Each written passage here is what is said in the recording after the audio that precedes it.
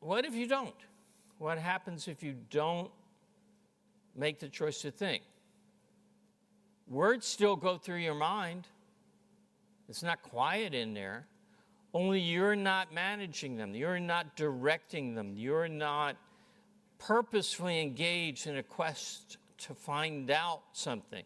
You're chattering to yourself. It's like the radio is on inside.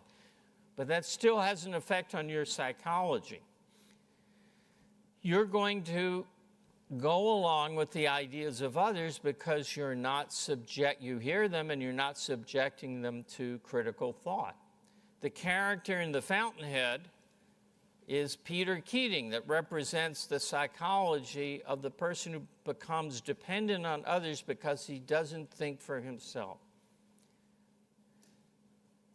I happened to walk into a restaurant that's right out there.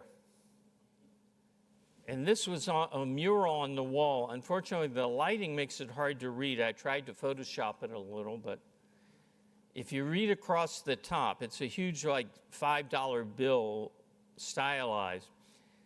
See on the top, there is on the left, only we. There is only we. That's because me has given up. When you see somebody exalting the we, what they're saying is, I'm scared. Why are they scared? Well, Yaron said it in his comments briefly. I want to just kind of like really say it.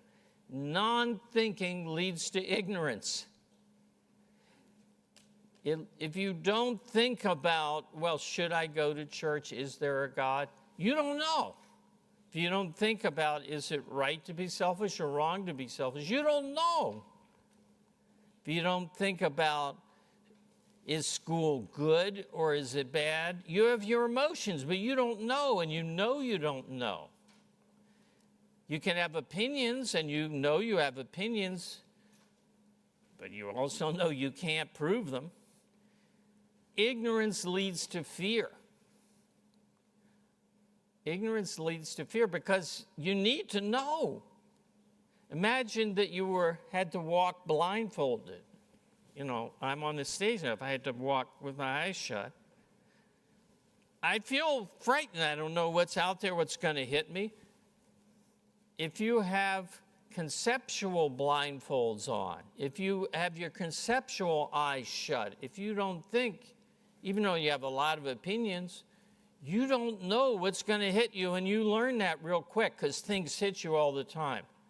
Think of what the view of life is of these people who hold this philosophy. I'd like to take Woody Allen. Woody Allen really believes all the stuff that we're fighting against with objectivism. In a kind of cute way, he really believes all that stuff. And if you look at his movies, what does he say? I wouldn't join any club that would have me as a member. Remember that line? I think it's Annie Hall, I'm not sure. Life is suffering and pain and mistake, and I've been through all these divorces, I married the wrong women, I'm a schlub, I can't get anywhere. Life is dark, and you know, there are more eloquent, serious ways of saying this, but the people who hold this irrationalist philosophy know they don't know. They get hit in the face by bad things that they didn't foresee because they didn't use their mind. And they feel life is sickness unto death, as the Kierkegaardian phrase is. Fear and trembling, sickness unto death. They're afraid. But they look around. Well, let me read Ayn Rand's quote. Tribalism is a product of fear. And fear is the dominant emotion of any person, culture, or society that rejects man's power of survival, reason. Now, this is one of the things in the early exposure I had to objectivism.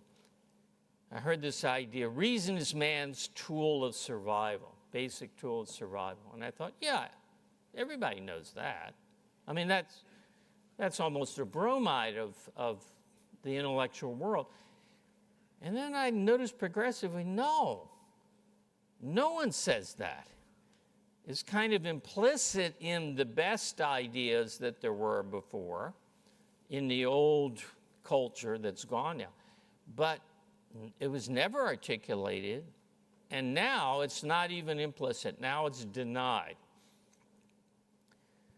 Erich Fromm, a psychologist who was popular in the 60s, said, "Love is the only sane and satisfactory answer to the problem of human existence." And that's not far from what everybody believes. So getting back to